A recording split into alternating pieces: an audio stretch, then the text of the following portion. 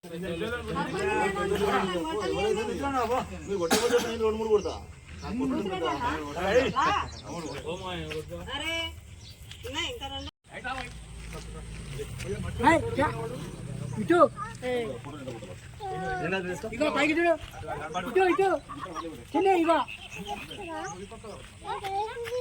Claps కొట్టాలి ఇప్పుడు నువ్వు చిన్ను క్లాప్స్ కొట్టు క్లాప్స్ అగో క్లాప్స్ కొట్టు పైన చూడు ఒకసారి క్లాప్స్ కొట్టు క్లాప్స్ కొట్టు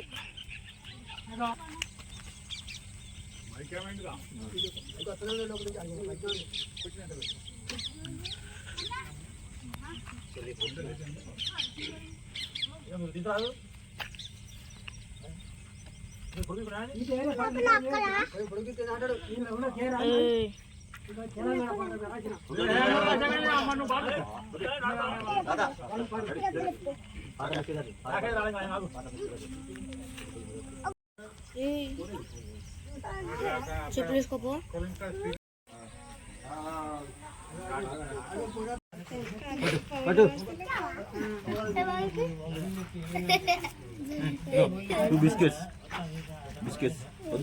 చాక్లెట్స్ ఆయనకి తీసుకో తీసుకోనన్న వద్దనద్దు తీసుకో తీసుకో అమ్మకా అమ్మకి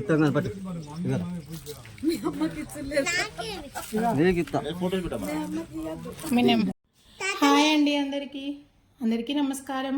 అందరూ ఎలా ఉన్నారు? నేనైతే చాలా చాలా బాగుంటున్నాను. మీరందరూ బాగుండాలని మనస్ఫూర్తిగా కోరుకుంటున్నాను. వెల్కమ్ అండి, welcome back to our channel Prasanna జున్ను బ్లాగ్స్. నువ్వు మాట్లాడు, మరి నువ్వు మాట్లాడు. సో వీడియో ఏంటంటే లాస్ట్ వీడియోకి కంటిన్యూషన్ వ్లాగ్ అనమాట.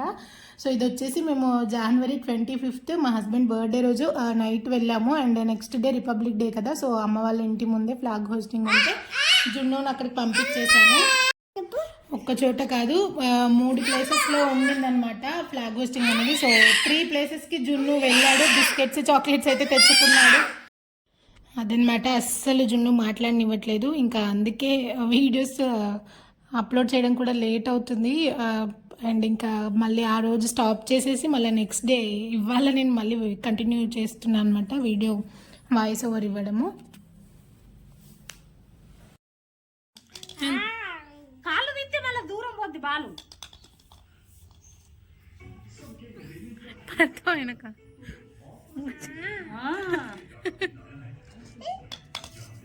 ఏ ఊరు వచ్చావు నువ్వు? ఏ ఊరు వచ్చావు చెప్పు. భుజాలు వచ్చావా? ఏ డస్ట్ అంటుతుంది మొత్తం డ్రెస్కి. స్టాండప్. నువ్వు ఏ ఊరు వచ్చావు చెప్పు. స్టాండప్ స్టాండప్ జున్ను స్టాండప్. నువ్వు ఏ ఊరు వచ్చావు చెప్పు నాన్న. ఏ ఊరు ఇది? ఇది ఏ ఊరు? వరంగల్ గురిజాల. ఎవరింటికి వచ్చావు? పొద్దున ఏం చేసావు? ఎన్ని చాక్లెట్స్ తిన్నావు ఇవాళ? 2 తిన్నావా? నాకు ఏ చాక్లెట్ నువ్వే తిన్నావుగా, మరి నాకు తెచ్చావా? అయ్యో, నాకు తెచ్చావా నువ్వు? మరి అడుగుపో, ఆ అంకుల్ని అడిగి తీసుకురాపో చాక్లెట్ నాకు.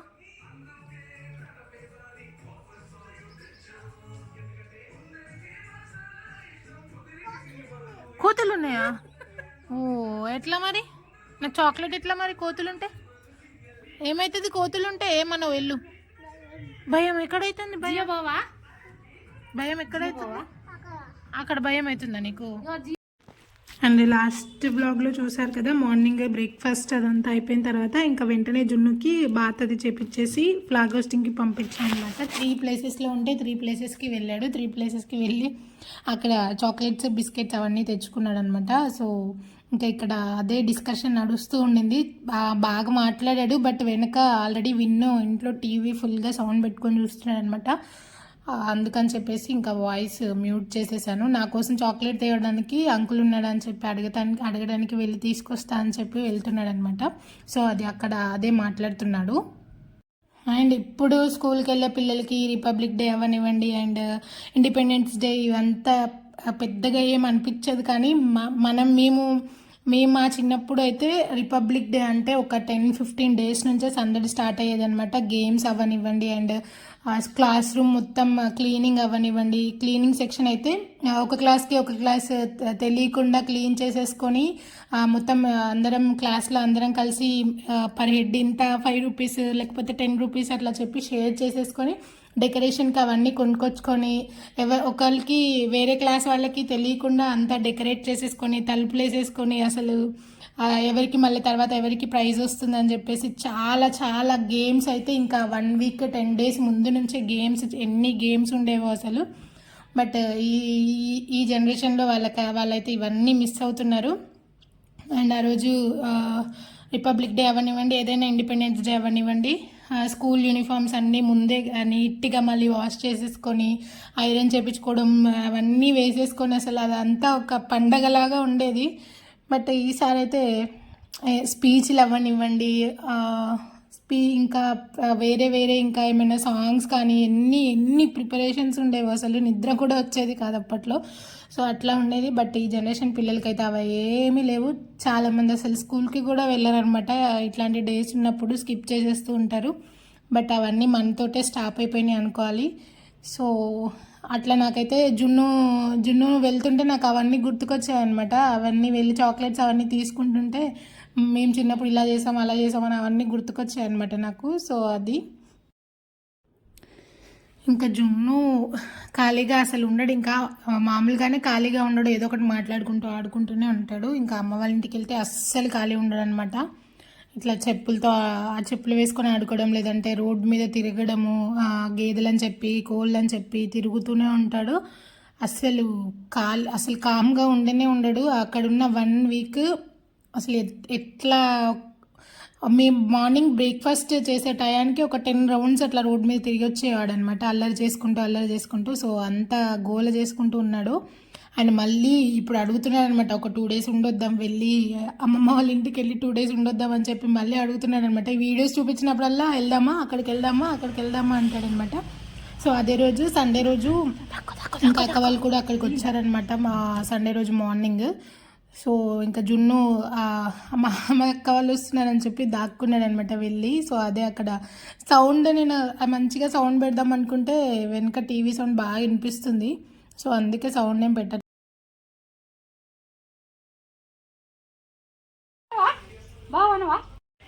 ఏంటిది ఏంటి జున్ను అది ఏంటిది అది లాక్కుంటండి మరి ఈ చూడు ఏంటి చూడు బేసిక్గా మేమందరం కలిసామంటేనే ఆ రోజు నాన్ వెజ్ డే అనమాట. ఏదో ఒక నాన్ వెజ్ స్పెషల్గా ప్రిపేర్ చేసుకుంటూనే ఉంటాము. అండ్ ఇంకా అమ్మ వాళ్ళ ఇంటి దగ్గర కలిసామంటే ఖచ్చితంగా ఆ రోజు స్పెషల్ వంటకం ఏదైనా ఒకటి ఉండాల్సిందే అనమాట. సో అందుకే ఇంకా చికెన్ బిర్యానీ చేసుకుందామని చెప్పేసి చికెన్ తెచ్చుకున్నాం అనమాట. అండ్ ఇది అప్పుడు లాస్ట్ మంత్ వీడియో అనమాట. అప్పటికి జస్ట్ కొద్దిగా తెలుస్తుంది బర్డ్ ఫ్లూ ఉన్నట్టు, బట్ అంత హెవీగా ఏం రాలేదు, ఎక్కడో వేరే దగ్గర ఉందని చెప్పి తెలుసు. బట్ ఇప్పుడు వీడియో అయితే కాదండి, మేము ఈ మధ్యకాలంలో చికెన్ అసలు తినట్లేదు అనమాట. బర్డ్ ఫ్లూ వస్తుందని చెప్పి అందరూ తినొద్దు అని చెప్పి అంటున్నారు కదా. సో ఈ మధ్యకాలంలో అయితే తినలేదనమాట. ఇది లాంగ్ బ్యాక్ వీడియో అనమాట. సో ఇంకా చికెన్ బిర్యానీ చేసుకుందామని చెప్పి ప్రిపరేషన్స్ అన్నీ స్టార్ట్ చేసేసాము ఆల్రెడీ. సో అక్కడికి వెళ్ళినప్పుడల్లా అక్కే చేస్తుంది అనమాట చికెన్ బిర్యానీ. నేను ఏదో వీడియో తీసుకోవడమా లేకపోతే అవో ఇవి అందివ్వడం వాటి వరకే చేస్తాను. మెయిన్ వంట అంతా మొత్తం సిస్టరే చేసేస్తుంది అనమాట. అండ్ ఇంకా ఆల్రెడీ మన ఛానల్లో చికెన్ బిర్యానీ వీడియోస్ 2-3 ఉన్నాయనుకుంటా నాకు తెలిసి. సో ఇది మళ్ళీ అయినా సరే మళ్ళీ తీద్దామని చెప్పి తీస్తున్నాను. సో అందరికీ తెలిసిందే ఉప్పు కారం బిర్యానీ మసాలా అండ్ బిర్యానీ దినుసులు, అల్లం వెల్లుల్లి పేస్ట్, పసుపు అండ్ ఫ్రైడ్ ఆనియన్స్, పెరుగు అవన్నీ కొత్తిమీర పుదీనా అవన్నీ వేసుకొని కలిపేసుకొని దమ్ చేసేసుకుంటే మ్యారినేట్ చేసేసుకొని తర్వాత దమ్ చేసేసుకోవడమే ఇంకా. సో ఈ ప్రాసెస్ ఆల్రెడీ చాలా 2-3 వీడియోస్లో ఉండింది కాబట్టి నేను అంత క్లియర్గా మళ్ళీ ఏం ఎక్స్ప్లెయిన్ చేయట్లేదు. అండ్ నేను అప్లోడ్ చేసిన లాస్ట్ వీడియోకి అయితే నాకు మంచి రెస్పాన్స్ వచ్చింది అనిపిస్తుంది. ఎందుకంటే నేను అది అప్లోడ్ చేసే ముందు అండ్ చెయ్యాలి అనుకుంటున్నప్పుడు కూడా చాలా ఆలోచించాను, అంటే దీన్ని రిసీవింగ్ ఎలా ఉంటుంది ఏంటి అని చెప్పేసి. బట్ నాకైతే మంచి పాజిటివ్ రెస్పాన్స్ వచ్చింది. కొంతమంది ఇన్స్టాగ్రామ్లో కూడా మెసేజ్ చేశారనమాట, డోంట్ వరీ నీ పని నువ్వు చేసుకుంటే వెళ్ళిపోండి సిస్టర్ అని చెప్పేసి. సో నాకైతే చాలా పాజిటివ్గా అనిపించింది. అండ్ నాకు సపోర్ట్ చేస్తున్న ప్రతి ఒక్కరికి థ్యాంక్ యూ అండి, థ్యాంక్ యూ సో మచ్. అంటే మనుషులు ఎలా ఉన్నారంటే ఒకళ్ళు బాధపడుతుంటే చూసి సరే వాళ్ళ బాధ వాళ్ళు పడుతున్నారు మనం వదిలేద్దాం, లేకపోతే వాళ్ళది వాళ్ళు చూసుకుంటారులే అని వదిలేద్దాం కాదు. అబ్బా వాళ్ళు బాధపడుతున్నారుగా, నేను చాలా హ్యాపీగా ఉన్నాను, నాకు చాలా సంతోషంగా ఉంది. ఒకప్పుడు నేను పడ్డాను బాధ, ఇప్పుడు వాళ్ళు పడుతున్నారు, నాకు చాలా హ్యాపీగా ఉంది. అంటే ఎంత ఇది ఎట్లాంటి మూర్ఖమైన సంతోషం, ఎట్లాంటి రాక్షస ఆనందాలు అంటే ఇవన్నీ నాకు అర్థం కాదు. అంటే ఒక మనిషికి అమ్మాయి అవనివ్వండి అబ్బాయి అవనివ్వండి, ఒక మనిషికి ఖచ్చితంగా ఒకరికి అప్స్ ఉంటాయి, డౌన్స్ ఉంటాయి, సంతోషం ఉంటుంది, బాధ ఉంటుంది లైఫ్ అన్నాక. ఒక మనిషికి అంటే అత్తమామతోనో లేకపోతే కట్టుకున్న భార్యతోనో భర్తతోనో అమ్మ నాన్నతోనో బాధ అనేది ఉంటే అది శాశ్వతమైన బాధ. ఎందుకంటే వాళ్ళు మన ఫ్యామిలీ కాబట్టి, వాళ్ళు మనల్ని ఒక విషయంలో బాధ పెడుతున్నారు లేదా మనం వాళ్ళని ఒక విషయంలో బాధ పెడుతున్నామంటే అది శాశ్వతంగా అబ్బా నా అనుకున్న వాళ్ళు నన్ను ఇట్లా చేస్తున్నారు అని చెప్పి ఒక బాధ ఉంటుంది మైండ్లో. వీళ్ళెవరూ కాకుండా బయట ఎవరు తోక చుట్టాలు పెట్టే బాధకి అది ఎన్ని రోజులు ఉంటుంది, అది రోజుల వరకే. ఇవాళ కాకపోతే రేపు సాల్వ్ అవుతుంది. ఒకవేళ సాల్వ్ అవ్వలేదా మనకు జరిగిన వేరే వాళ్ళకి జరిగిన నష్టమే ఉంటుంది చెప్పండి. నష్టం అంటూ ఏముండదు. నీకు నీ ఫ్యామిలీ అంతా నీ తోడున్న వాళ్ళంతా నీకు సపోర్ట్ ఉన్నప్పుడు బయట వాళ్ళు ఎవరో తోక చుట్టాలు సంబంధం లేని తోక చుట్టాలు పెట్టే బాధలు ఎంత చెప్పండి. అవి ఇవాళ కాకపోతే రేపు సాల్వ్ అవుతాయి, అవి రోజుల వరకే ఉంటుంది ఆ సమస్యని. ఇది కూడా అర్థం కాని మనుషులు ఉన్నారంటే నాకు నవ్వొస్తుంది బేసిక్గా. అందుకే అంటారు కదా, ఒకళ్ళ బాధ చూసి సంతోషపడే వాళ్ళకి ఎప్పుడు మంచి జరగదని. నీకు చాతనైతే మాట సహాయంగా ఉండు, లేదా కామ్గా వాళ్ళ పని వాళ్ళు చేసుకుంటారు, మన పని మనం చేసుకుంటామన్న ఆ సెన్స్లో అన్న ఆలోచనతో ఉండాలి. కానీ వాళ్ళు బాధపడుతుంటే మనం నవ్వుదాం, మనకు చాలా హ్యాపీగా ఉంది అన్న మైండ్ సెట్ ఉన్న వాళ్ళకి ఖచ్చితంగా వాళ్ళు ఎప్పుడు మంచి జరగదు, వాళ్ళు ఎప్పుడు బాగుపడాలి అనుకున్న బాగుపడరనమాట. సో ఇది వాళ్ళకి అర్థం కాదు, అర్థం కాకుండానే వాళ్ళ జీవితాలు సగం అయిపోతూనే ఉంటాయి అట్లాగే. సో అట్లాంటి వాళ్ళ గురించి మనం మాట్లాడుకోవడం కూడా వేస్ట్ అనమాట. బట్ ఇట్లాంటి వాళ్ళు మన చుట్టూనే ఉంటారు, మనం తెలుసుకొని వాళ్ళతో మనం ఉండే రీతిలో మనం ఉండాలన్నమాట. అండ్ బాగుపడ్డం అట్లా ఆ మాట అనేసరికి నాకు ఇంకొకటి గుర్తొచ్చింది. పరళ్ళ సొమ్ము పాము లాంటిది అంటారు కదా. సో అంటే ఒకళ్ళు కష్టపడకుండా ఒకళ్ళది తీసేసుకొని ఆ దౌర్జన్యంగా లాగేసుకొని మనం ఉందాము, ఏం పని చేయకుండా మనం బ్రతికిద్దాం అనుకున్న వాళ్ళకి ఇప్పుడు మంచిగా కూర్చొని హాయిగా బ్రతకచ్చు. బట్ దేవుడు అనేవాడు ఒకడు ఉంటాడు.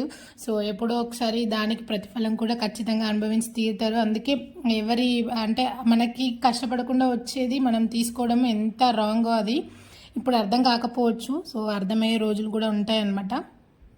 అండ్ మన తల్లిదండ్రులు మనకి వాళ్ళ ఇష్టపూర్వకంగా ఇచ్చింది వేరు, మన తల్లిదండ్రుల దగ్గర నుంచి మనం దౌర్జన్యంగా లాక్కున్నది వేరు. రెండింటికి చాలా డిఫరెన్స్ ఉంటుంది. మనం వాళ్ళ ఇష్టపూర్వకంగా వాళ్ళు ఇస్తే మనం తీసుకోవడంలో తప్పులేదు, ఎందుకంటే వాళ్ళ ఇష్టంతో వాళ్ళు నచ్చి మెచ్చి ఇస్తున్నారు కాబట్టి దాంట్లో ఏ మిస్టేక్ ఉండదు. అంటే తల్లిదండ్రులకు కూడా తెలుసు ఎవరు ఎట్లాంటి వాళ్ళు అని చెప్పి. అంటే మనం చూస్తున్నాం ఆస్తులు తీసుకొని తల్లిదండ్రుల్ని బయటకి ఇంట్లోంచి బయటికి గెంటేసి లేదా ఏదో అనాథాశ్రమంలో పడేసి వాళ్ళని చాలా చాలా న్యూస్ ఛానల్స్లో చూస్తున్నాము. నేను న్యూస్ ఛానల్స్లో చూసాను, అంటే నిజ జీవితంలో మన లైఫ్లో మనకి తెలిసిన వాళ్ళ దగ్గర కూడా ఇట్లాంటివి జరుగుతూనే ఉంటాయి. అంటే ఆస్తి కావాలి కానీ తల్లిదండ్రులు వద్దు అని చెప్పేసి, ఇది అమ్మాయి అవ్వనివ్వండి అబ్బాయి అవ్వనివ్వండి, సరే తల్లిదండ్రులు వద్దు అనుకున్నప్పుడు వాళ్ళు సంపాదించిన ఆస్తి కూడా వాళ్ళకు వదిలేయాలి అంతే. ఎందుకంటే వాళ్ళ కష్టపడి సంపాదించిన ఆస్తిని తీసుకొని తినే హక్కు నీకు ఉన్నప్పుడు వాళ్ళని చూసుకునే బాధ్యత కూడా నీకు ఉండాలి. ఆ బాధ్యత ఆ రెస్పాన్సిబిలిటీ నీకు లేనప్పుడు వాళ్ళు కష్టపడి సంపాదించి ఇచ్చిన రూపాయి కూడా నువ్వు తిన్నానికి అది వంట పట్టదనమాట. ఒకవేళ నువ్వు వాటితో కొన్ని కోట్లు సంపాదించినా అది నిల్వ ఉండదన్నమాట. మనం ఛానల్స్లో లేస్తే న్యూస్ ఛానల్ ఆన్ చేస్తే డైలీ ఖచ్చితంగా ఇవి మనం వింటూనే ఉంటాం, చూస్తూనే ఉంటాం న్యూస్ ఛానల్స్లో, లేదా మన లైఫ్లో కానీ మన చుట్టూ ఉన్న వాళ్ళ దగ్గర కానీ చూస్తూనే ఉంటాం. ఇక్కడ నువ్వు అని నేను పర్టికులర్గా అంటున్నా అంటే ఎవరినో అంటున్నాను కాదండి. మనం జనరల్గా మాట్లాడే లాంగ్వేజ్లోనే మాట్లాడుతున్నాను అనమాట. ఏదో స్పెషల్గా యూట్యూబ్ కోసం లాంగ్వేజ్లో మాట్లాడదామని చెప్పి కాకుండా జనరల్గా నేను మాట్లాడే లాంగ్వేజ్లో మాట్లాడుతున్నా. ఇది అందరినీ అనట్లేదు. అంటే తల్లిదండ్రుల్ని చూసుకోకుండా ఆస్తి తీసుకొని బయటికి పంపించిన వాళ్ళకైతే వర్తిస్తుంది, బట్ కానీ అందరికీ కాదనమాట. సో ఎక్కడో చోట మనం తప్పు చేసామనే ఫీలింగ్ ఉంటుంది కదా, అది చాలన్నమాట. ఆ పేరెంట్స్ ఏడ్చే ప్రతి నీటి బొట్టు వాళ్ళకి ఖచ్చితంగా వాళ్ళకి అది తగులుతుంది, ఆ పాపం అనేది వాళ్ళు ఏడ్చిన దానికి. సో అది మనం చెప్పనవసరం లేదు, కాలమే సమాధానం చెప్తుంది అనుకొని వదిలేయాలి. ఇంకా ఏంటో ఏదేదో మాట్లాడుతున్నా అనుకోకండి. బేసిక్గా చాలా ఉన్నాయి టాపిక్స్ నా దగ్గర, ఇట్లాంటివి మాట్లాడదామని చెప్పేసి చాలా ఉండిందనమాట థాట్స్.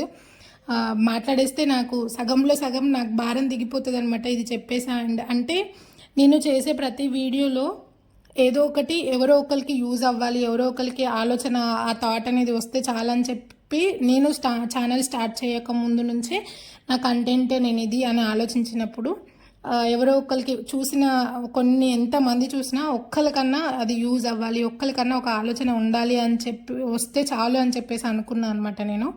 అందుకే నేను వ్యూస్ వచ్చినా రాకపోయినా, తక్కువ వ్యూస్ వచ్చినా ఎక్కువ వ్యూస్ వచ్చినా వీడియోస్ మాత్రం ఇట్లా మాట్లాడి చెప్తూనే ఉంటాయి ఏదో ఒకటి. అండ్ నా వీడియోలో ఏదో ఒకటి కంటెంట్ ఖచ్చితంగా ఇట్లాంటి కంటెంట్ వస్తూనే ఉంటుంది ఇంకా. సో అది గులాబ్ జామున్ నేను ముందు రోజు నైట్ హస్బెండ్ బర్త్డే అని చెప్పి గులాబ్ జామున్ చేశాను అనమాట. ఆ రోజు ఆఫ్టర్నూన్ చేశాను, మేము ఇద్దరం తిన్నాం. అండ్ ఈవినింగే మేము బయలుదేరి వెళ్ళిపోయాం అనమాట. కొంచెం అత్తయ్య వాళ్ళకి పంపించాను, అండ్ ఇంట్లో అమ్మ వాళ్ళు కూడా తింటారు కదా అని చెప్పేసి అక్కడికి కూడా తీసుకెళ్ళాను అనమాట. ఆల్రెడీ నేను అది గులాబ్ జామున్ బెల్లంతో చేస్తాను అనమాట, చక్కెరతో కాకుండా, చక్కెర సిరప్ కాకుండా బెల్లం కరగబెట్టి బెల్లం పానకంతో చేస్తాను అనమాట. అది వీడియో క్లియర్గా మన ఛానల్లోనే లాంగ్ వీడియోలో అప్లోడ్ చేసి పెట్టాను నేను. ఎవరైనా చూడకపోతే ఒకసారి వెళ్ళి చూడండి. అండ్ షుగర్ ఇష్టపడని వాళ్ళు, షుగర్ కోసం గులాబ్ జామున్ స్కిప్ చేసే వాళ్ళని కూడా చాలామందిని చూసాను నేను. అందుకే ఇట్లా అంటే బెల్లం ఏమి హెల్దీ అని కాదు, ఈ రోజుల్లో బెల్లం అయినా షుగర్ అయినా ఏదైనా ఒకటే, బట్ కొంచెం షుగర్ కంటే కొంచెం బెటర్ కదా బెల్లం అనేది. సో అందుకే నేను బెల్లంతో చేస్తాను అనమాట. ఎప్పుడు చేసినా అసలు షుగర్తో చేసింది చేయడం కూడా రాదు నాకు, బెల్లంతోనే అలవాటు అనమాట. సో అది ఇంకా అమ్మ వాళ్ళకి తీసుకెళ్ళాను. అండ్ ఈజీగా జున్నుకు కూడా తినిపించచ్చు చిన్నపిల్లలకి, అంత ఎక్కువ జలుబు చేయదు బెల్లం కాబట్టి. సో అట్లా చేసి తీసుకెళ్ళాను అనమాట. మా సిస్టర్కి అది నచ్చదు బేసిక్గా, తనకి ఏంటంటే షుగర్తో చేసి మంచిగా స్వీట్ ఎక్కువ ఉండాలి. నేను మైల్డ్ స్వీట్ ఇష్టపడతా, తను ఎక్కువ స్వీట్ ఇష్టపడుతుంది అనమాట మా సిస్టర్. సో ఇద్దరం ఫుల్ ఆపోజిట్ స్వీట్స్ విషయంలో మాత్రం. సో అట్లా తనకి నచ్చావన్నమాట ఎక్కువ నేను బెల్లంతో చేసేవి. అండ్ అమ్మ వాళ్ళు జున్ను అయితే బాగానే ఇష్టంగానే తింటారు, అండ్ మా హస్బెండ్ కూడా బాగానే తింటారు అనమాట బెల్లంతో చేస్తే. సో అవి తీసుకెళ్ళాను ఇంకా. అమ్మ వాళ్ళు తిన్నాక అండ్ తెల్లారి అక్క వాళ్ళకు ఉంటాయి కదా అని చెప్పి ఫ్రిడ్జ్లో పెట్టి అలాగే పెట్టామన్నమాట. అండ్ ఇక్కడ మా సిస్టర్ చేస్తుంది. మీలో ఎంతమంది ఇద్దరు సిస్టర్స్ ఉంటే ఖచ్చితంగా ఆ చెల్లి అక్కలాగా, అక్క చెల్లిలాగా కనిపిస్తుందో కామెంట్ చేసేయండి. నేను చాలా మందిని చూసా ఇట్లా ఈ ప్రాబ్లం ఫేస్ చేసే వాళ్ళని. అండ్ నేను అక్కలాగా, అండ్ మా సిస్టర్ మా అక్క చెల్లిలాగా కనిపిస్తాం అనమాట. సో ఇది చాలా మందికి ఉన్న ప్రాబ్లమే ఇది, ఇక మనం ఏం చేయలేం దానికి. అండ్ మా హస్బెండ్ ఇక్కడ బయటికి వెళ్ళారనమాట. అక్కడ మా హస్బెండ్ అండ్ బావ కలిసి ఎక్కడికో బయటికి వెళ్ళారంట. అక్కడ రేగ్గాయలు కనిపిస్తే అవి తీసుకొని వచ్చి నాకు ఇచ్చారనమాట. చాలా పచ్చిగా వగరుగా ఉన్నాయి, కానీ అంత ప్రేమగా తీసుకొచ్చి ఇచ్చాడు కాబట్టి అన్నీ తినేసా అనమాట నేనే. సో ఇంకా అన్నీ కలిపేసుకొని మంచిగా మ్యారినేట్ చేసేసుకొని ఒక సైడ్ ఇంకా రైస్ కూడా ఎసరు పెట్టేసుకొని మొత్తం వాటర్ బాయిల్ అయ్యే తర్వాత రైస్ కూడా అందులో వేసేసుకొని, అందులో ఇలాచి అండ్ బిర్యానీ దినుసులు కూడా కొన్ని వేసేసుకొని, తర్వాత రైస్ మనకి 80 to 85% రైస్ ఉడికిన తర్వాత మనం మ్యారినేట్ చేసుకొని ఉంచుకున్న చికెన్ పీసెస్లో మనం దమ్ చేసేసుకొని పైన బరువు పెట్టేస్తే ఒక 20-25 మినిట్స్లో మనకి, అంటే మనం తీసుకున్న క్వాంటిటీని బట్టి ఉంటుంది టైము. సో మంచిగా మనకి బిర్యానీ రెడీ అయిపోతుంది. అండ్ వేడిగా బిర్యానీ చాలా మంచిగా ఎంజాయ్ చేసామన్నమాట లంచ్ మాత్రం. సో బిర్యానీ ఎట్లున్నా నేను తింటా, చాలా మిస్ అవుతున్నా. ఈ బర్డ్ ఫ్లూ ఎప్పుడు పోతుందో ఏంటో, నేను బిర్యానీ ఎప్పుడు తినాలో ఏంటో. సో చాలా మిస్ అవుతున్నా చికెన్ని, బిర్యానీని. అదంతా ప్రిపరేషన్ అయిపోయి మేము తిందాం అనుకునే టైంకి జున్ను పడుకున్నాడు అనమాట. జున్ను అంతకుముందు కొంచెం స్నాక్స్ అవి తిన్నాడు, సో అందుకే కొంచెం లేట్గానే తినిపిద్దామని చెప్పేసి పడుకున్నాడు ఇంకా. సో మేము తిన్నాక జున్నుకు తినిపిద్దామని, పైన మసాలా వస్తే ఎక్కువ జున్ను తినడు అనమాట. అందుకే పైన కొంచెం ప్లెయిన్ రైస్ తీసి ఫస్టే జున్నుకి పక్కన పెట్టేశాము. అండ్ బిర్యానీలోకి కాంబినేషన్ చికెన్ కర్రీ చేశారనమాట. సో నేను బిర్యానీలోకి ఏ కాంబినేషన్ సూప్ ఉన్నా, చికెన్ కర్రీ ఉన్నా, మటన్ ఉన్నా, ఏది ఉన్నా నాకు ప్లెయిన్ బిర్యానీ తినడమే ఇష్టము. ఆ రుచి అట్లా ఆస్వాదిస్తేనే ఆ బిర్యానీ టేస్ట్, ఫ్లేవర్ అనేది తెలుస్తుంది. దాంట్లో వేరే ఏమైనా కలుపుకున్నామంటే దాని ఫ్లేవర్ మొత్తం పోతుంది అనమాట. కాకపోతే చాలామందికి అట్లా ఇష్టం ఉండదు ప్లెయిన్ బిర్యానీ తినడం. సో అందుకే చికెన్ కర్రీ కూడా చేశారనమాట. సో మా హస్బెండ్కి ఖచ్చితంగా దాని పక్కన ఏదో ఒక కర్రీ ఉండాలన్నమాట. అందరికీ నచ్చిందని అనుకుంటున్నాను. అంతే ఇంకా ఈ వీడియో. థ్యాంక్ యూ ఫర్ వాచింగ్ అండి. Bye bye.